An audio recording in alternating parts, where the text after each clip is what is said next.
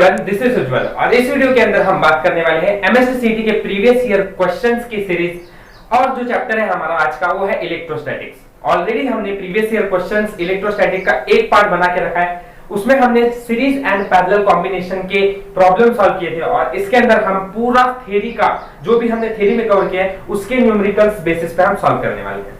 ठीक है, ये सारे क्वेश्चन जो होंगे वो एमएससीटी 2020, 2021 के सवाल और कुछ 2019 के सवाल होंगे।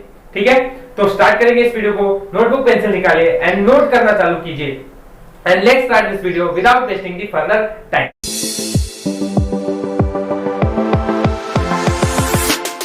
So question 1, the concept is related with parallel plate capacitor और energy of a capacitor। ठीक है, तो ये दो कॉन्सेप्ट लगा के हमको इस क्वेश्चन को सॉल्व करना है। An air filled parallel plate capacitor has a uniform electric field E in the space between the plates.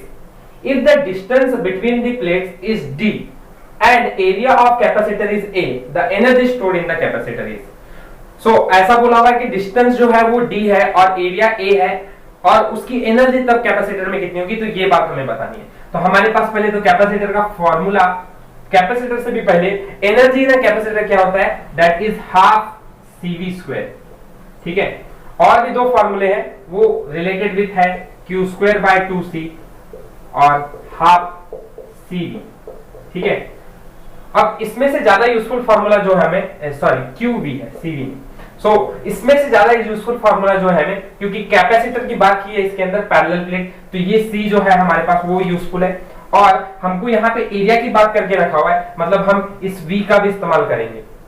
ठीक है, और एनर्जी इन इलेक्ट्रिक फील्ड है तो भी हम V का इस्तेमाल करने वाले हैं। ठीक है, तो ये फार्मूला ज्यादा यूजफुल है कंपेयर टू इन दोनों से, क्योंकि यहाँ पे हमें चार्ज के बारे में कोई बात नहीं की है तो ये दो फार्मूला एप्लीकेबल नहीं होंगे। ठीक है, सो हम इस फार्मूले को लगाएंगे E is equal to half C into V square. ठीक है, अब इससे भी अलग और इंपॉर्टेंट चीज ये कि हमें कैपेसिटर कितना रहने वाला है इस कैपेसिटर के अंदर वो देखना पड़ेगा, और दूसरा इसके अंदर वोल्टेज या पोटेंशियल कितना है ये भी देखना पड़ेगा। तो पहली चीज अगर मैं C की बात करूं तो C इज इक्वल टू, अगर कैपेसिटर है तो A के एप्सिलॉन नॉट अपॉन D होगा। ठीक है, एंड वी नो ये अगर हमें यहाँ पे पहली लाइन में क्लियर कर दिया कि air field parallel plate capacitor है, मतलब K की value is 1, therefore my formula is A epsilon naught upon D। ठीक है, तो ये तो वैल्यू हो गई C की। What is the value of V? अभी V के लिए हमको एक चीज यहाँ सिग्निफिकेंस दिया हुआ है, that is electric field E generate हो रहा है, तो हमें ऐसा फार्मूला याद करने पड़ेगा जिसके अंदर हमें इलेक्ट्रिक फील्ड मिल रहा हो। तो हम एक फार्मूला जानते हैं, इलेक्ट्रिक फील्ड को मैं यहाँ पे E से बात करता हूँ, E is equal to V by D। ठीक है, ये फार्मूला भी ध्यान में, ये 11th स्टैंडर्ड की थ्योरी है जो हमें याद रहनी चाहिए, एंड देयरफॉर हम बोल सकते हैं V will be equal to E into D। ठीक है, V is equal to E into D। तो देयरफॉर हम ऐसा कह सकते हैं दो फार्मूले को देखकर, अगर ये दो वैल्यूज को हम इधर पुट कर देंगे, so my formula for energy, अब ये एनर्जी को मैं U से बताता हूं, E से नहीं बताता, क्योंकि ये एनर्जी, क्योंकि ये और ये इसमें कंफ्यूजन हो सकता है। ठीक है, तो हाफ तो एज इट इज है, C की जगह पर हम ये वैल्यू डालेंगे A epsilon naught upon D, और V की जगह पर हम डालेंगे E into D, means E square into D square. एक D से ये वाला एक D कैंसिल हो जाएगा, तो my formula becomes half A epsilon not E square into D, half epsilon not E square A into D, that is option D1 is correct. ठीक है, सिंपल था क्वेश्चन, बस हमें थोड़ा सा कॉन्सेप्ट 11th का इलेक्ट्रिक फील्ड का याद रखना चाहिए था, और क्या पैरेलल प्लेट कैपेसिटर तो इसी समय इस्तेमाल कर रहे हैं। ठीक है, ऑल क्लियर। एमएससीटी 2019 के अंदर ये 20 के अंदर ये। So next question is again related with parallel plate capacitor and energy. ठीक है, और इसके अंदर भी सवाल बहुत ही इजी पूछा हुआ है, एंड क्वेश्चन भी देखेंगे तो 25 सितंबर 2021, मतलब एक शिफ्ट में पूछा हुआ था इस साल, जो पिछले साल हुआ 2021 के अंदर। ठीक है, तो क्वेश्चन क्या है, अ parallel plate capacitor is charged bye a battery and battery remains connected. तो एक पैरेलल प्लेट कैपेसिटर है, उसको चार्ज किया गया है बैटरी से, और बैटरी को उसके बाद कनेक्ट करके ही रखा गया है, मतलब उसको निकाला नहीं गया।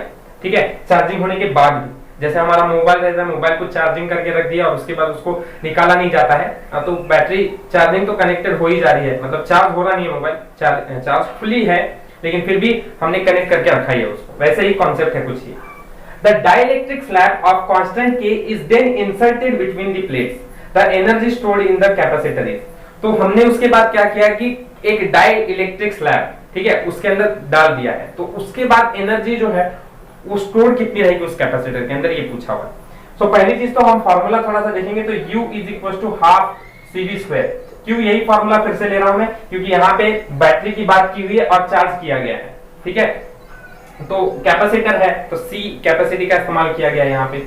और इसके बाद हमको एक फार्मूला देखना पड़ेगा कि अगर ये चीज हमने चार्ज करके रखा हुआ है और अगर चार्जिंग है, मतलब इसका वोल्टेज जो है, वोल्टेज वो कितना रहने वाला है, वो सेम है, क्योंकि चार्जिंग उसको कनेक्ट करके रखा हुआ है, बराबर। अगर कनेक्ट करके निकाल दिया होता तो फिर उसके बाद उसकी चार्जिंग कम होने की चांसेस रहती है, लेकिन उसको निकाला नहीं गया, इसलिए उसका चार्जिंग हर समय क्या रहेगा, सेम ही रहने वाला है, क्योंकि वोल्टेज इसका क्या है, कनेक्टेड ही है, voltage is same. So therefore हम बोलेंगे अगर एनर्जी कैपेसिटर के अंदर जो है, अगर हमने डाइइलेक्ट्रिक स्लैब भी लेके आ गए, लेकिन वो चार्जिंग जो है वो कनेक्टेड है चार्जर से, तो उसके ऊपर कोई फर्क नहीं पड़ने वाला है, चार्जिंग उतनी ही रहेगी और चाहे तो बढ़ेगी, इंक्रीज होती रहेगी। सो देयरफॉर हम ऐसा बोल सकते हैं इट इंक्रीजेस, डिक्रीज होने के कोई चांसेस नहीं है, ठीक है। Capacitance of a parallel plate capacitor with air as a medium is 3 microfarad.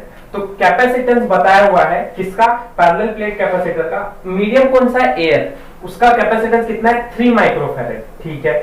अच्छा, with the introduction of dielectric medium between the plates the capacitance become 15 microfarad. तो अब हमने क्या किया है, उसी जगह पर जहां पे कैपेसिटेंस एयर का C एयर 3 माइक्रोफैराड था, उसी जगह पर हमने एक डाइइलेक्ट्रिक मीडियम डाला, हाँ, और वो मीडियम का जो कैपेसिटेंस आया वो कितना है, 15 माइक्रोफैराड, ठीक है। तो ये चीज दी हुई है, और उसके बाद उन्होंने दिया है the permittivity of the medium is, तो परमिटिविटी मतलब क्या कि एप्सिलॉन नॉट की वैल्यू कितनी है मीडियम की, तो दिया ये है और फाइंड करने को ये बोला हुआ है, ठीक है। तो एप्सिलॉन नॉट फाइंड करना है, मतलब हमारा फार्मूला पहले हमको पता होना चाहिए एप्सिलॉन नॉट का है क्या, epsilon naught is equal to epsilon naught into K, ये फार्मूला होता है परमिटिविटी फाइंड करने का। एप्सिलॉन नॉट क्या है, दिस इज यहां पे हमको दे के रखा है 8.85 into 10⁻², ठीक है। तो हमें ये याद रखना है कि ये फार्मूला है। अब अगर हमें एप्सिलॉन नॉट तो पता है, फाइंड करने की क्या जरूरत है, के, तो के कैसे पता चलेगा, इसकी ये फाइंड करने के लिए हमको ये डेटा देके रखा हुआ है, कैसे, देखो C ऑफ एयर, ठीक है, C of air into K is equal to C of medium, ठीक है। ये फार्मूला होता है कैपेसिटेंस का विद एक हमारा डाइइलेक्ट्रिक मीडियम के साथ, तो K की वैल्यू क्या हो जाएगी, C of medium divided by C of air, where C of medium कितना है, C of medium 15 divided by C of air is 3, therefore हमको जो कैपेसिटेंस डाइइलेक्ट्रिक कांस्टेंट मिलने वाला है वो कितना मिलने वाला है, 5, ठीक है। इस 5 को उसमें पुट कर दो, आपका आंसर आ जाएगा epsilon naught into K, therefore 8.85 into 5 into 5 into 10⁻², ठीक है। 8.85 इनटू 10⁻² डाला, इनटू 5 कर दिया। अब इसको सॉल्व करके देखो, कैलकुलेशन करना आसान है, your option will be approx नहीं के, क्योंकि ये इतना तो नहीं आएगा क्योंकि वो मल्टीप्लाई हो रहा है 5 से, तो 8 5 40 आता है, 40 के आसपास वाला मतलब पॉइंट थोड़ा आगे पीछे करोगे तो यही आंसर आएगा, ठीक है। एग्जैक्ट सिंपल क्वेश्चन था एकदम, मतलब सिर्फ फार्मूला थोड़ा सा सही से इस्तेमाल करना था, बाकी क्वेश्चन वाज इजी। बढ़ेंगे नेक्स्ट क्वेश्चन की ओर। अ कैपेसिटर इज चार्ज्ड, इस बार चार्ज है, ठीक है, charged bye a battery and energy stored is U, उसके अंदर एनर्जी U स्टोर हुई है। Now the battery is remove, अब क्या किया गया, उस बैटरी को हटा दिया गया है and the distance between plate is increased, और डिस्टेंस को बढ़ाया जा रहा है, ठीक है, और कितने टाइम्स, टू 4 टाइम्स, मतलब डिस्टेंस को 4 टाइम्स बढ़ा दिया गया है, तो एनर्जी कितनी स्टोर होगी कैपेसिटर के अंदर। अब थोड़ा सा बात को समझते हैं, यहाँ पे हमारे पास कौन सा फार्मूला पहले अप्लाई करना है उसको देखते हैं। U is equal to half CV² is equal to half Q² by C और हाफ Q इंटू V। इसमें सबसे एप्लीकेबल फार्मूला जो है यहाँ पे हमको लगने वाला है, क्योंकि कैपेसिटर का बात किया है तो यहाँ पे C तो लगने वाला है, और ये C तो ये दो फार्मूले में ही है, ठीक है। बाकी चार्ज की बात की है, मतलब ये फार्मूला इज ज्यादा applicable compare to this. So we have the formula U is equal to Q² by 2C वाला, ठीक है। ये फार्मूले को ध्यान में रखो, इसको इक्वेशन 1 बोलते हैं, ठीक है। अब अगली बात, यहाँ पे डिस्टेंस जो है वो बढ़ा दिया गया है चार्जिंग को हटाकर, तो यहाँ पे डिस्टेंस जो है, शुरुआत में अगर डिस्टेंस दी है, बाद में डिस्टेंस कितना हो गया है, D/4 बढ़ा दिया गया है, मतलब 4 टाइम्स बढ़ गया है, ठीक है। तो D' is 4 times increased to initial distance, ठीक है। तो इसके बाद वो बोलते हैं एनर्जी कैपेसिटर के अंदर कितना होगा। तो पहली बात तो ये समझो कि अगर डिस्टेंस को 4 टाइम बढ़ा दिया गया तो हम जानते हैं C is equal to AK epsilon naught upon D, ठीक है। तो अगर हमें डिस्टेंस को 4 टाइम्स बढ़ा दिया गया है, मतलब कि कैपेसिटर को क्या किया है, 4 टाइम कम कर दिया गया है। क्यों? क्योंकि जो है कैपेसिटर और डिस्टेंस के बीच में इनवर्स रिलेशन है। देयरफॉर अगर हम बोलेंगे कि अगर distance is increased by 4 times, therefore capacitor is decreased bye 4 times. So C/4 into C। ये बात समझ में आई क्या?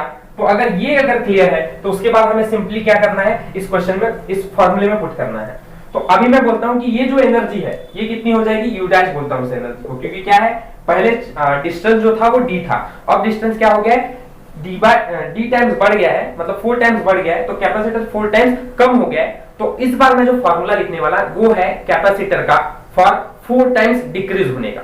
थोड़ा ध्यान से, कैपेसिटर इस बार जो मैं फॉर्मूला लिखने वाला हूं वो जो है वो 4 टाइम्स कैपेसिटर कम हो गया है, उसके लिए फॉर्मूला लिखूंगा।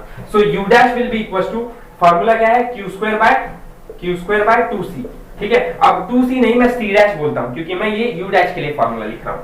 तो q² तो वैसा ही है, 2 ऐसा ही है, c dash will B c/4। c/4, अब 4 डिनोमिनेटर के डिनोमिनेटर में है तो वो चला जाएगा न्यूमिनेटर में।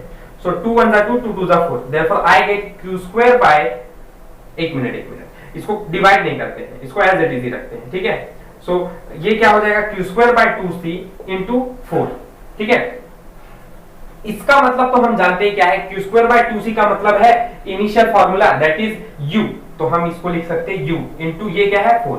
सो u dash will B 4 times of initial u। So therefore this is the formula, और ये हमारी वैल्यू आती है 4 टाइम्स ऑफ u।